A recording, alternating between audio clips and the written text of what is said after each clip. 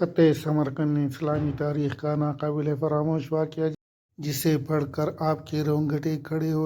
سمرقند سے طویل سفر طے کر کے آنے والا قاصد سلطنت اسلامیہ کے حکمران عمر ابن عبدالعزیز رحمۃ اللہ علیہ سے ملنا چاہتا تھا۔ اس کے پاس ایک خط تھا جس میں غیر مسلم پادری نے مسلمان سپہ سالار قتیبہ بن مسلم کی شکایت کی تھی۔ پادری نے لکھا، ہم نے سنا تھا کہ مسلمان جنگ اور حملے سے پہلے قبول اسلام کی دعوت دیتے ہیں۔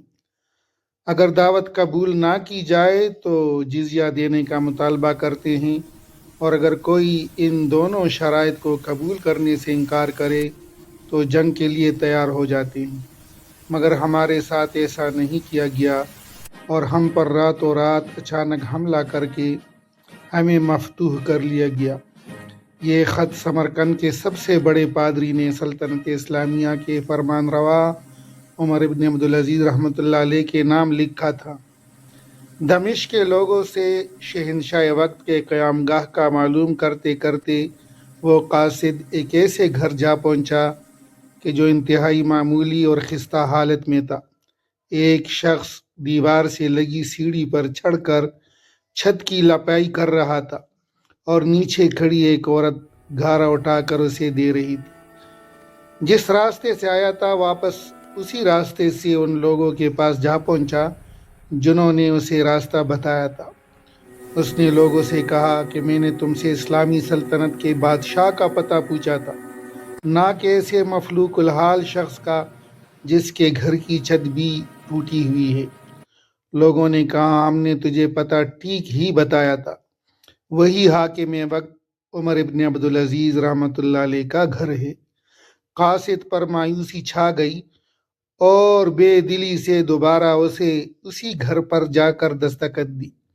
جو شخص کچھ دیر پہلے تک لپائی کر رہا تھا وہی اندر سے نمودار ہوا۔ قاصد نے اپنا تعارف کرایا اور خط عمر ابن عبدالعزیز رحمۃ اللہ علیہ کو دے دیا۔ عمر ابن عبدالعزیز رحمۃ اللہ علیہ نے خط پڑھ کر اسی خط کی پشت پر لکھا، عمر ابن عبدالعزیز کی طرف سے سمرقند میں تعینات اپنے عامل کے نام ایک قاضی کا تقرر کرو جو پادری کی شکایت سنے۔ مہر لگا کر خط واپس قاصد کو دے دیا۔ سمرقند لوٹ کر قاصد نے خط کا جواب اور ملاقات کا حوال جب پادری کو سنایا تو پادری پر بھی مایوسی چھا گئی۔ اس نے سوچا، کیا یہ وہ خط ہے جو مسلمانوں کے اس عظیم لشکر کو ہمارے شہر سے نکالے گا؟ انہیں یقین تھا کہ کاغذ کا یہ ٹکڑا انہیں کوئی فائدہ نہیں پہنچا سکے گا، مگر کوئی اور راستہ بھی نہ تھا۔ چنانچہ خط لے کر ڈرتے ڈرتے امیر لشکر اور حاکم سمرقند قتیبہ بن مسلم کے پاس پہنچے۔ قتیبہ نے خط پڑھتے ہی فوراً ایک قاضی کا تعین کر دیا جو اس کے اپنے خلاف سمرقندیوں کی شکایت سن سکے۔ قاضی نے پادری سے پوچھا، کیا دعویٰ ہے تمہارا؟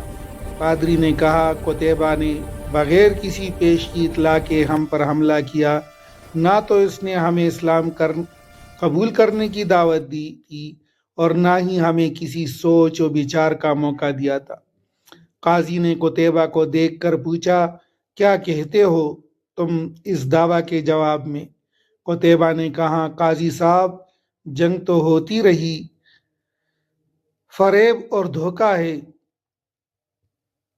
جنگ تو ہوتی ہی فریب اور دھوکہ ہے۔ سمرقند ایک عظیم ملک تھا، اس کے قرب و جوار کے کمتر ملکوں نے نہ تو ہماری کسی دعوت کو مان کر اسلام قبول کیا تھا اور نہ ہی جزیہ دینے پر تیار ہوئے تھے، بلکہ ہمارے مقابلے میں جنگ کو ترجیح دی تھی۔ سمرقند کی زمینیں تو اور بھی سرسبز و شاداب اور زوراور تھیں۔ ہمیں پورا یقین تھا کہ یہ لوگ بھی لڑنے کو ہی ترجیح دیں گے۔ ہم نے موقع سے فائدہ اٹھایا اور سمرقند پر قبضہ کر لیا۔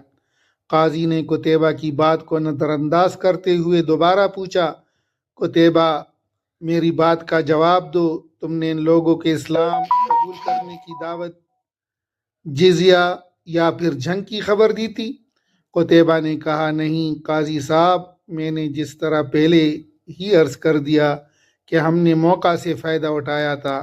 قاضی نے کہا میں دیکھ رہا ہوں کہ تم اپنی غلطی کا اقرار کر رہے ہو، اس کے بعد تو عدالت کا کوئی اور کام رہ ہی نہیں جاتا۔ اللہ نے اس دین کو فتح اور عظمت تو دی ہے عدل و انصاف کی وجہ سے، نہ کہ دھوکہ دہی اور موقع پرستی سے۔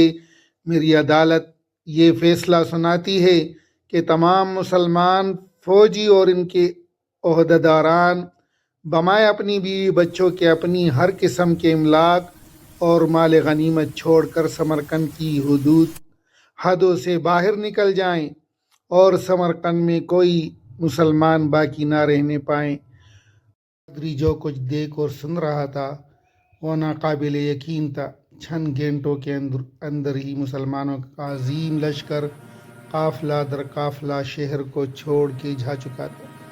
سمرقندیوں نے اپنی تاریخ میں ایسا کبھی نہیں دیکھا تھا کہ جب طاقتور فاتح قوم کمزور مفتوح قوم کو یوں دوبارہ آزادی بخش دے۔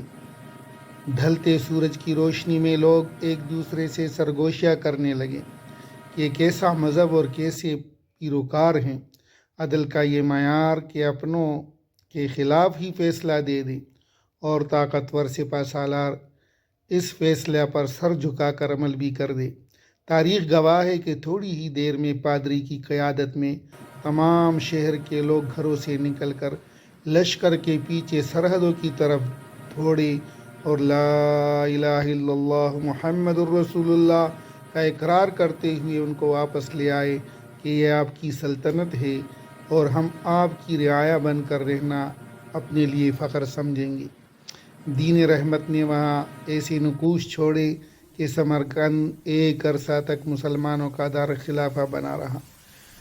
کبھی رہبر دو عالم حضرت محمد صلی اللہ علیہ وسلم کی امت ایسی ہوا کرتی تھی۔ آج غیر مسلم تو دور کی بات، مسلمان سے مسلمان کو کوئی امان نہیں۔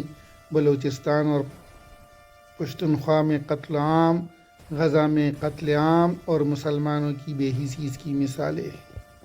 مستند حوالہ جات ہے اس واقعے کا: فتوح البلدان، فتح سمرقند کی شکایت اور قاضی کے فیصلے کا بنیادی ذکر، تاریخ طبری، واقعات سمرقند، قتیبہ بن مسلم کا فتح سمرقند، الکامل فی التاریخ وغیرہ۔ جزاکم اللہ۔